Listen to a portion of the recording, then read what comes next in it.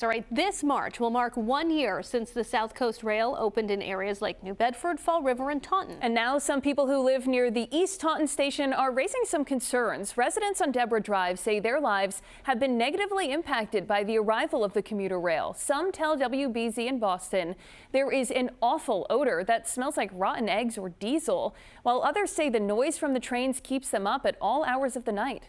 The trains run from 4:30 a.m. to about 1:30, 1:15 a.m.